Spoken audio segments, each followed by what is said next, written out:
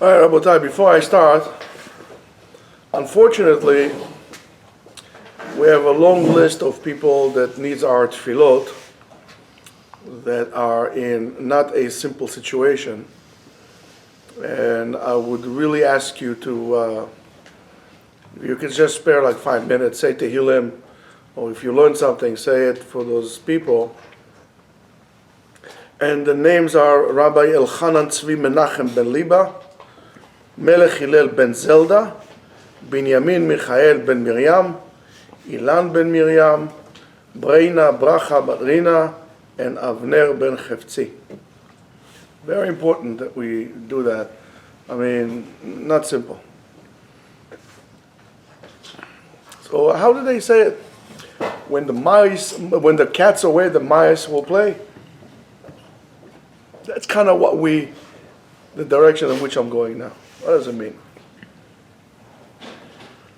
So, this week is Parashat Yitro.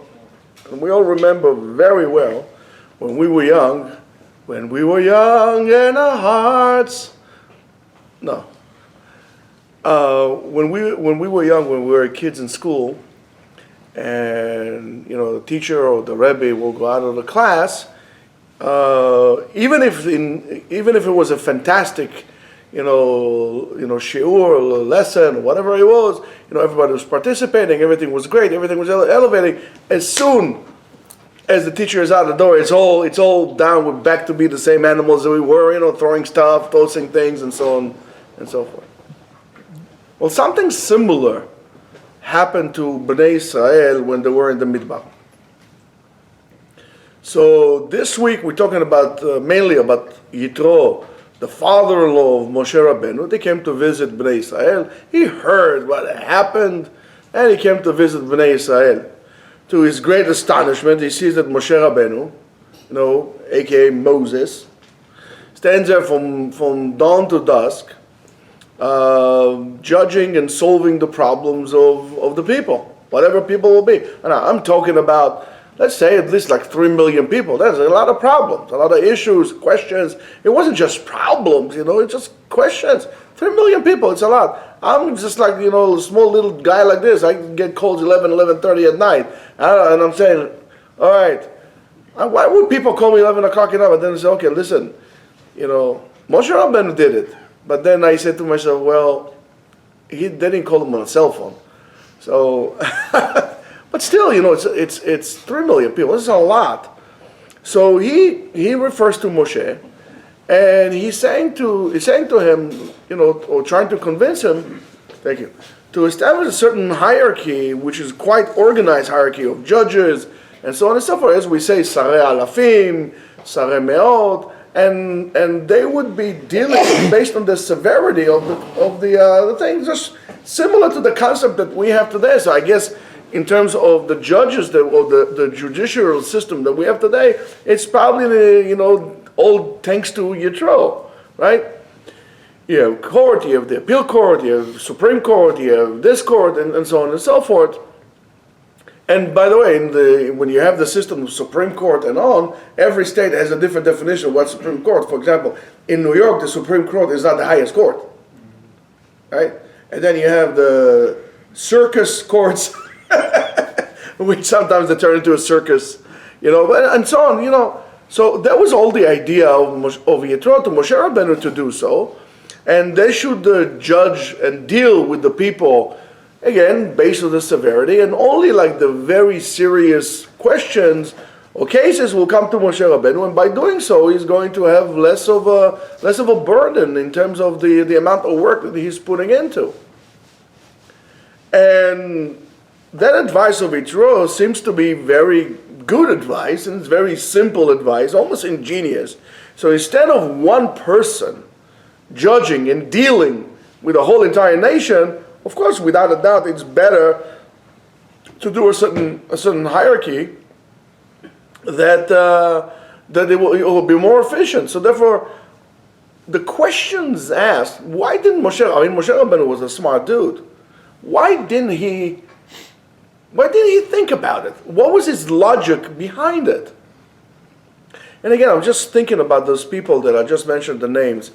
And it's really bothering me. I mean, I believe me, some of the people I know, and some of those people I know very well, and some I don't know, but I still feel so very saddened by it.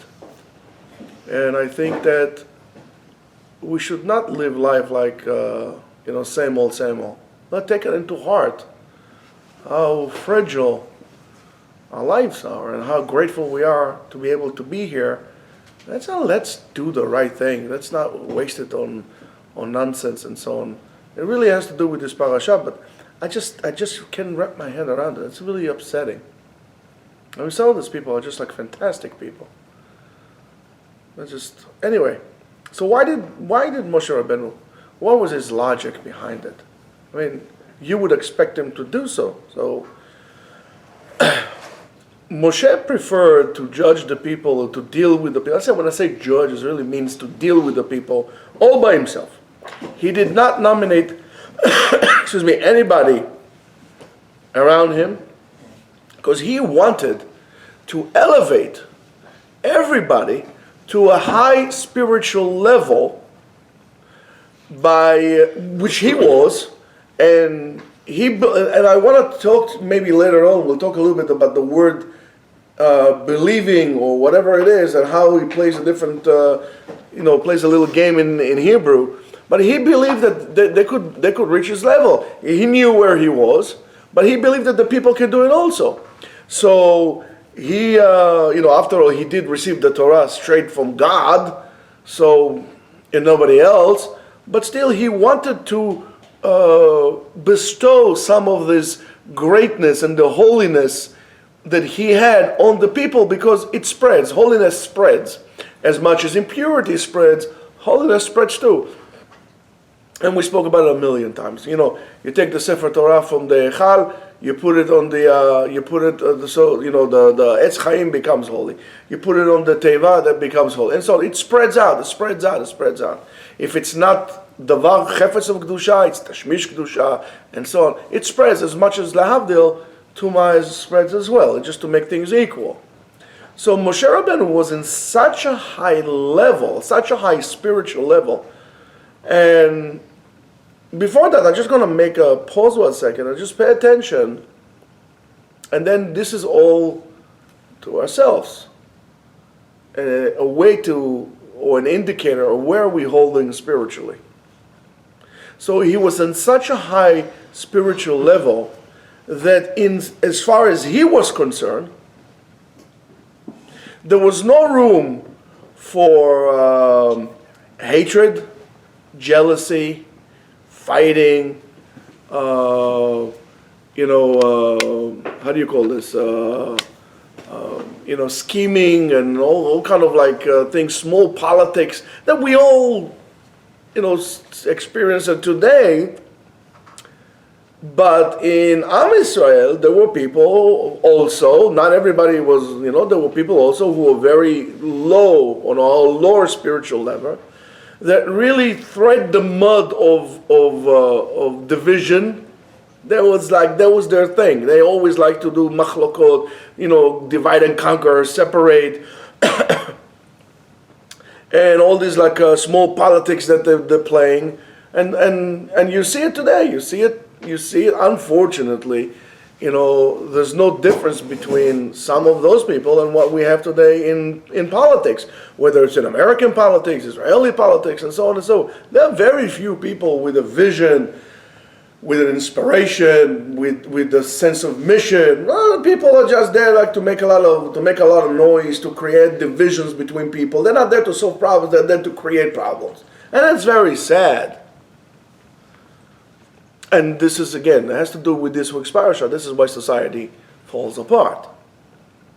So when they came to judgments by Moshe Rabbeinu, His Holiness really shone upon them. And immediately they felt how senseless all those fighting and arguments that they have, how pale all the claims that they have towards the shining glory of holiness. So, right away, and it's quite quite evident that those fights ended up immediately. Because if you fight with someone and you realize that really, practically speaking, the fight or the argument that you have with that person is pointless, there's no point to fight. Sometimes we continue fighting even when it's pointless, just because so we won't lose face. But that's not the way of a person who is a Baal Da'at. So because he was so, they immediately stopped fighting, and it was quickly, and all parties accepted his judgment immediately. And this is exactly why Moshe Rabbeinu wanted for them to come to him. He says, it's pointless. You come to me, you'll see how pointless it is. We're going to have peace. It was good.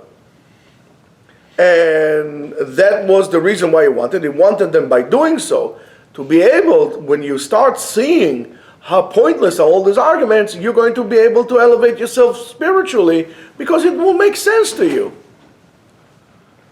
Okay, so if you're a person that seeks arguments all the time, and jealousy and hatred and so on and so forth, who divides and conquers, you're basically at the pits of spirituality, if any. Now, it does not make a difference of which position you hold. We're talking about, how you are inside as a spiritual entity, as a person. You look around you, you look at yourself, and you'll be able to see where you hold it. There's really no, and that's why the Torah, our Torah, that is so holy, would not give you any commandment to hate anyone. Even Amalek, they did horrific things to Am Yisrael. The commandment of the Torah is to remember what Amalek did to us, not to hate Amalek for what he did to us. Remember, don't hate. So, however, Yitro, on the other hand, he came from the outside. And from the outside, he had a different point of view of what is actually happening in Am Yisrael. We mentioned your dad's name. And he says how he saw how Am Yisrael is actually fighting, and so on and so forth, even before they came to Moshe Rabbeinu. And he says, next to Moshe Rabbeinu, everybody elevates themselves. But from the point of where they are holding, they are still on a lower level. The fact that they were by Moshe, and they were elevated, it's just momentarily. There hasn't been a change in them, a fundamental change in them that would actually take them by the hand and bring them one step higher. And that's what it is. When the cat's away, the mice will play. They went back to the thing. It was only because of Moshe. So there was a fix-up, but the fix-up was very temporary. It wasn't a root canal in your spirituality and really who you are. Therefore, he decided, right, to make a certain hierarchy from the people itself. Don't bring us, judges and advisors from, outside. Not from the people themselves. Why? So those judges will be close to the heart of the people and will be able to better understand where they're coming from, and by doing so, pick up, of course, the right people. Now, when we say, the term that the Torah uses is a very fascinating term. The Torah uses Anshe Chayil. Anshe Chayil, מה זה Anshe Chayil? מה אשת Chayil? מה זה Chayil? If you look, the word Chayil is something like Chayal, a soldier. A person that knows, a soldier needs to know how to fight, who is he fighting, why is he fighting, willing to give his life, and so on and so forth. That's Anshe Chayil. You're going to look around you, you might have a different idea who should be a rabbi in your congregation based on the fact that does he fill this criteria, doesn't fit this criteria. Maybe not Anshe Chayil, but some could be Anshe something else, also starts with a chet. The Lord Anshe Chayil. A Chayal should give his life. Sacrifice, truthfully. Not just say, yes, guys, after me. Come on, you go, I'll be right there. That doesn't work like that. That's why you should be the first one there. That's why you should be, doing extra. He's a chayal. He has a mission, he has a vision, he knows. That's why we should respect soldiers. Chayal is a soldier. We should respect people that wear uniform, but not wear uniform just like any other security guy wears a uniform.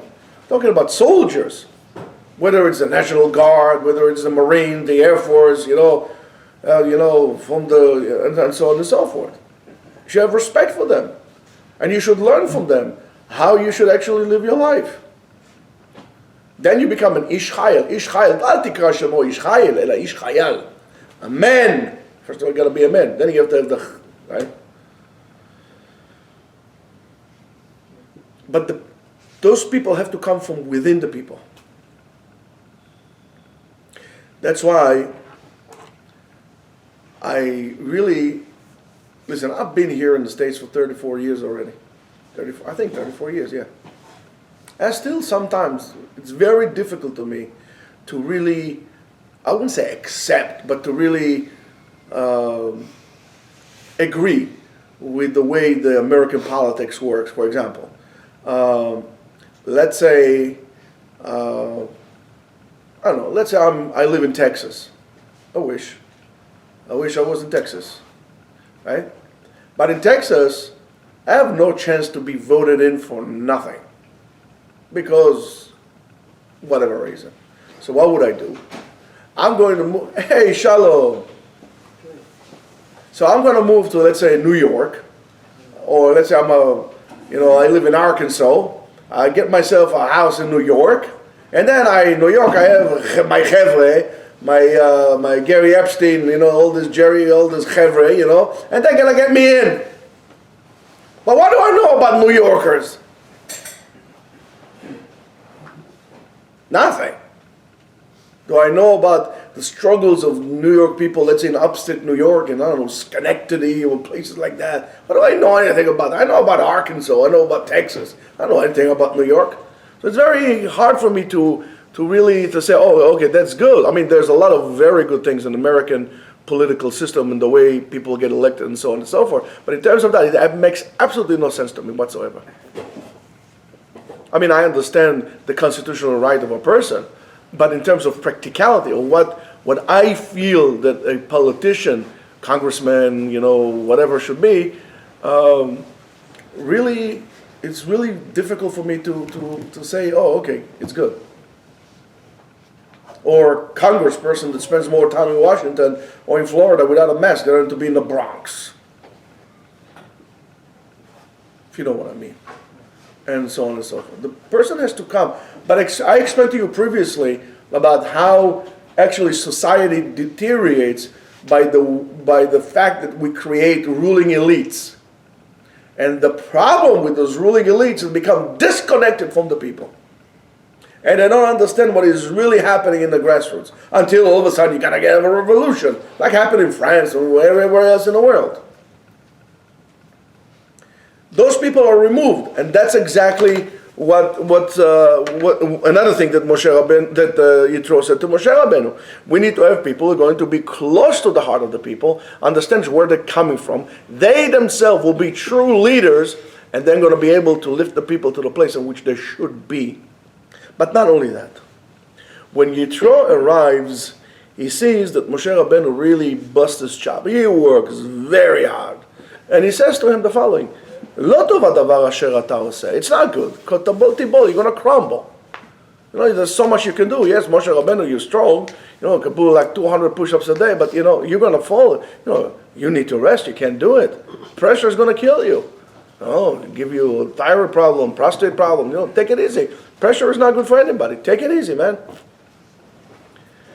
So he says, Shma bekuli, listen to me, ושמת לב שרי אלפים, and so on and so forth, שרי 50, והקל מעליך ונשאו איתך. Make it easy on you, and they will help you carry the burden also. In other words, Yitro is teaching Moshe Rabbeinu what we call delegation.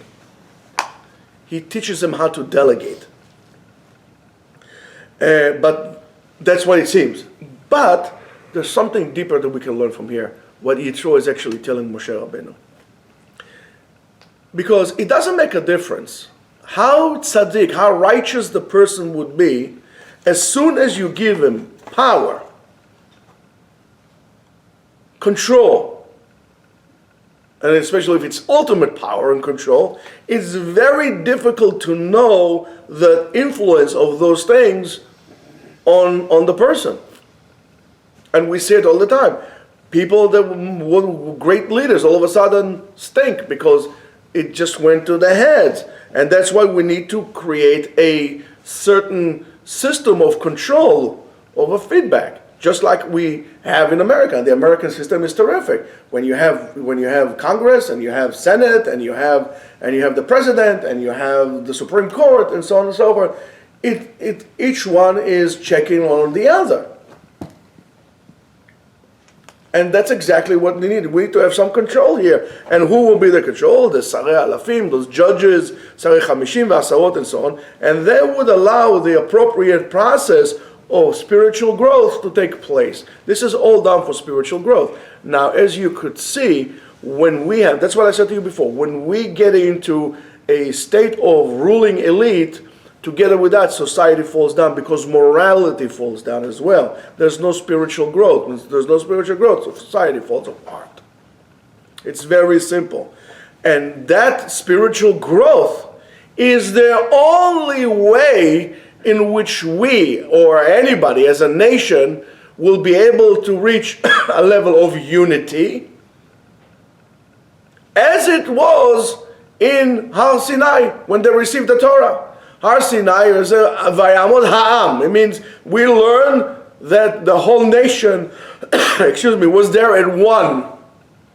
There was no me and you. There was us together. Only when they were together, they reached a level of togetherness through love, through trust in one another, that they were able to receive the Torah. If they were at that point completely separated, this would never have taken place. We would never receive the Torah. So that's the job that we have to do. And in a way, Yitro is teaching us here a tremendous secret. And now that's regardless how smart you are. That's regardless how, or at least you think you are. That's regardless how much you know or you think you know, or wonder, and so on and so forth. Regardless of that, Yitro is teaching us here a secret. And the secret is Aseh lecha rav ukneh lecha chaver.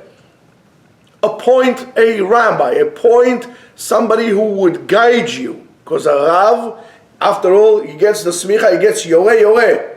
Yoreh, yoreh means teach, guide. You need to have a Rav who will guide you through your ways. You see, I'm in pretty good shape, but getting there, in the old age, and I still call my rabbi. I have questions. I don't have a problem. You saw me the other day. I called him up, went up the phone, picked up the phone, called him up. We had a wonderful conversation. There's nothing wrong with that. On the contrary, you have to be a fool to think, I know everything, I don't need to call anyone. But kneh lecha chaver, and acquire a friend. You can't do it alone, and there's a reason for that.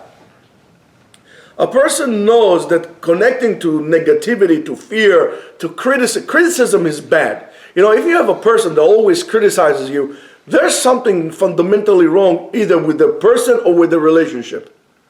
So don't be so critical. It's not good. Or anger, to that matter. Arrogance.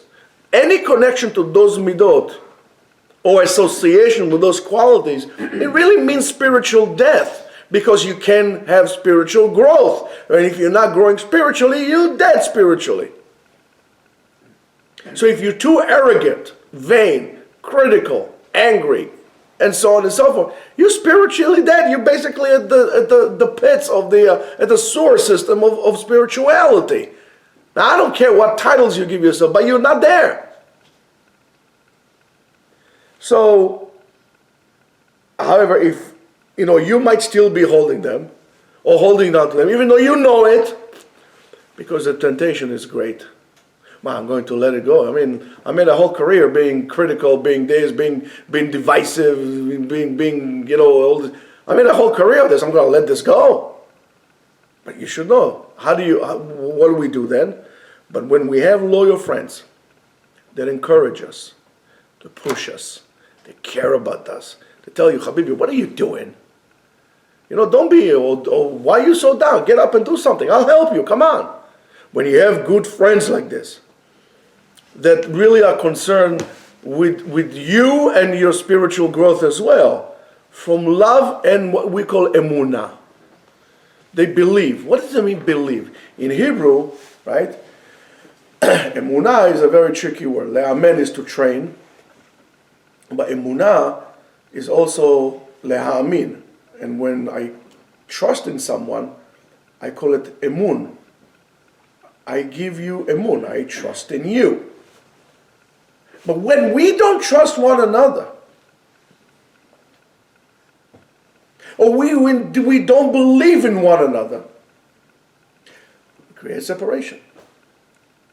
One of the greatest levels of Moshe Rabbeinu, he believed that the people can rise spiritually. And that's why he allowed to do that. Moshe Rabbeinu said the people are capable. So not only you need to have trust in your rabbi or your mentor, your rabbi needs to have trust in you that you're capable to grow and to develop and to learn, each one to his own level, but everybody is capable of growing. If you have a rabbi that his attitude that it's not, it's a waste of time, they're a bunch of Amer, so he's let him go and sell stuff at the Home Depot. But that should not be a rabbi. That's because he's a teacher, he's moreh, he's teaching. So emun is trust, so it has to be mutual. If you are a teacher in a classroom and you believe that you have a bunch of kids that cannot learn, you're going to be a bad teacher regardless of how good you are.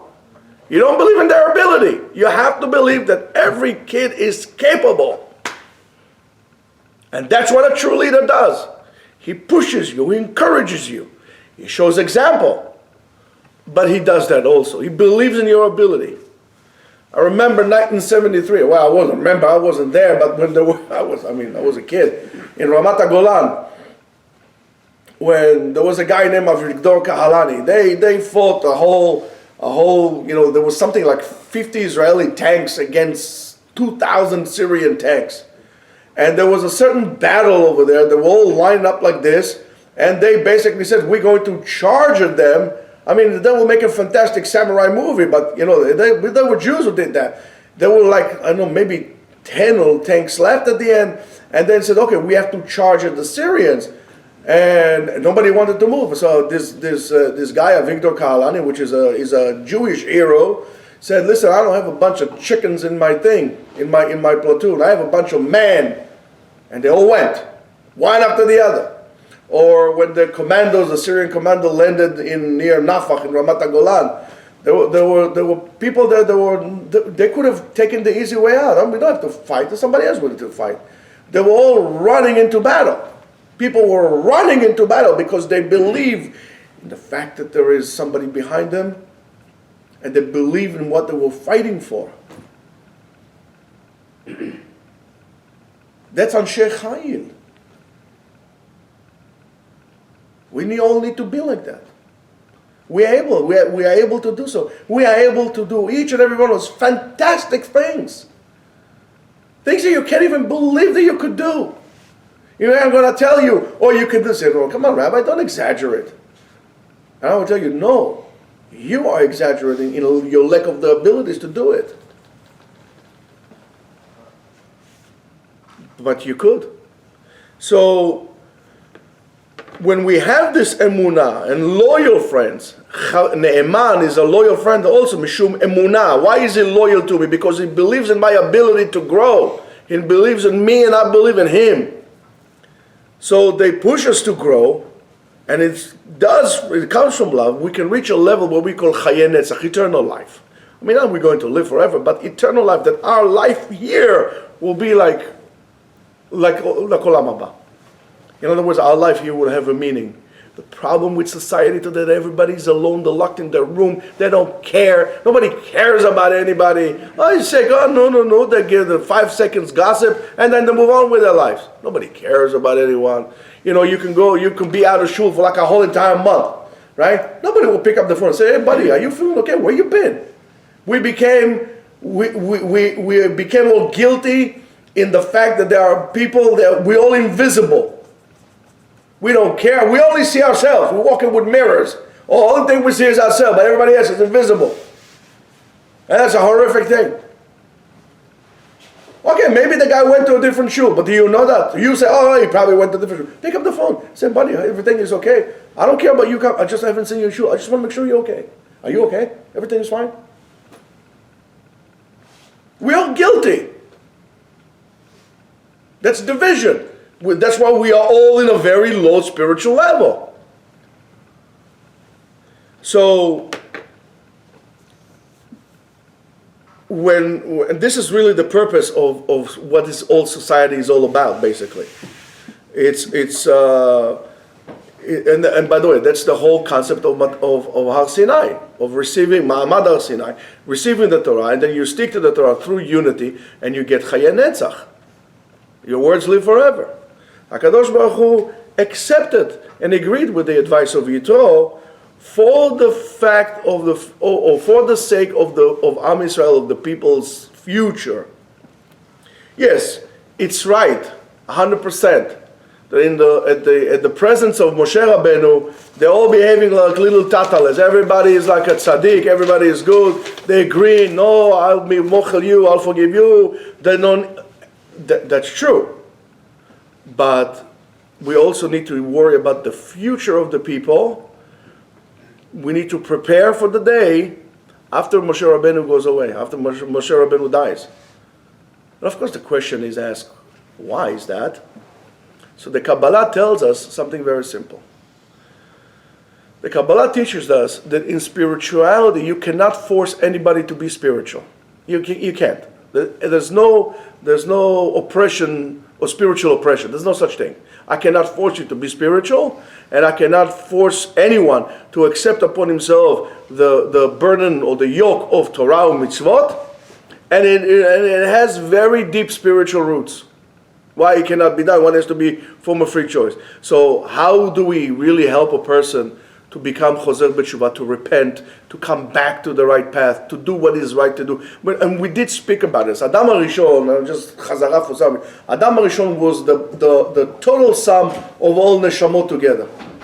He was the total sum of all neshamot. He's the trunk of the tree. And then it split to Kain and heaven, and then it split further. To the point that each and every one of us is a little twig in the tree. Each and every one of us in the body of Adam HaRishon, we are a little cell. And we did speak about it. There are more cells in the human body than there were humans in the history of the world. There's something like what? Between 30 and 40 trillion cells in a human body. In any given moment. I don't think there would have been 1 trillion people since creation. So that's what it is. All of a sudden, you put these numbers together, but you think there were more? Say there weren't. There weren't. Of course there weren't. The numbers just increased. We were less and less and less. We just reached 1 billion people in 1850. Yes. Half of them were in China. By the way, this virus is really crazy. This virus, it's amazing to me. You know why? Can you point out to anything else made in China the last 2 years? Only this virus is lasting. I don't know. It's like Halola Amin, Shigaon. Anyway, maybe it's not only China. But so the question is, you can't force anybody. So how do you help a person? For sure, you cannot make a person to become chozer b'teshuvah, to repent, to believe in God, to become spiritual, to do the mitzvot, if you're going to throw a rock on his head or yell at him and so on and so forth. But the only way to do so is through the light. And how do you do that? Well, everything has a spark of holiness in it. Excuse me, that's its reactor. That is like nuclear reactor inside every particle that exists in the world even if it's bad, has a particle that it's holiness. Even if it's avodah zarah, idol worshipping, there's a particle of holiness in it. Otherwise, it could not exist. Nothing could exist if there's no Nitzotzot kedusha in it.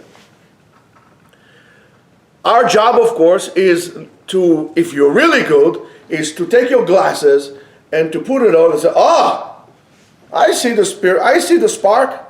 Connect yourself to the spark. Forget about the envelope, what's inside. You need to find the good spark, the good nitzotzot, that holy spark in everything, and then bring that up, draw it out. In a way, it's like Excalibur with what's his name, King Arthur. The idea is similar. Only a person that is believed that he can pull the sword from the rock, and only a person who believes that anything has a holy spark can connect to this holy spark and then bring it up. Look at the good, forget about the bad.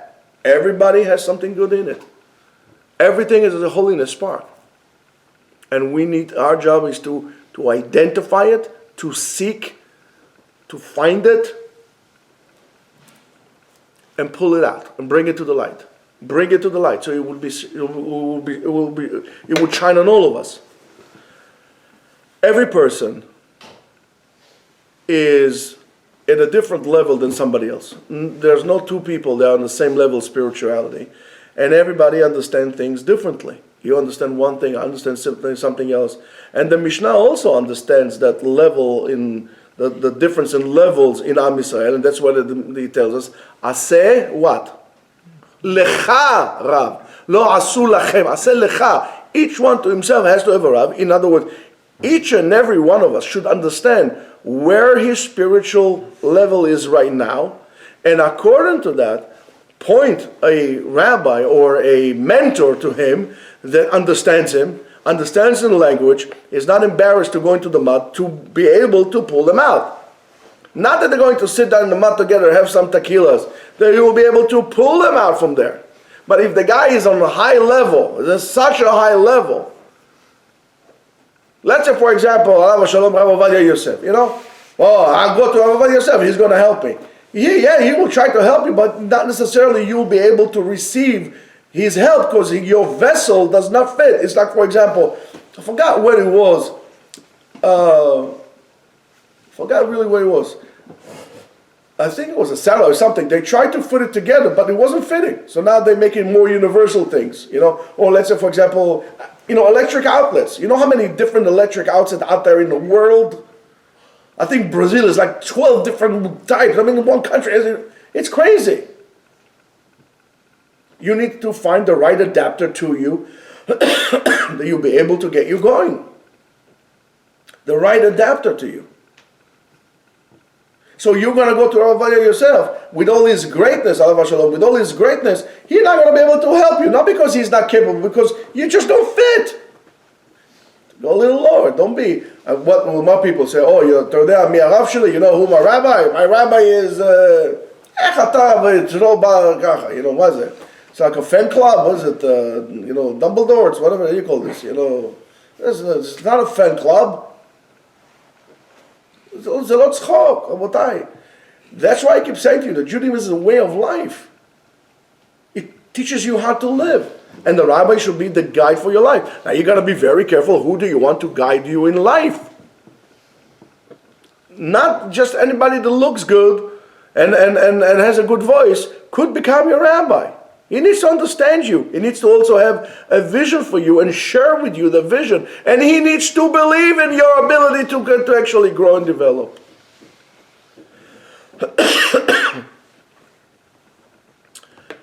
And when you do so, you can come up to what we call Chayei Netzach. He'll introduce you to Torah and your children and so on and so forth.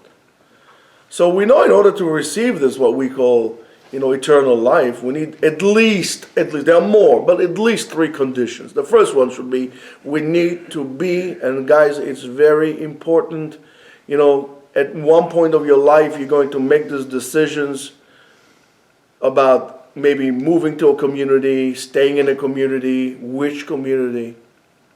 You need to be a part of a supportive community that is a positive community that makes its goal to help and support and to progress the people in the community, each and every one, to be there for them at the spiritual growth.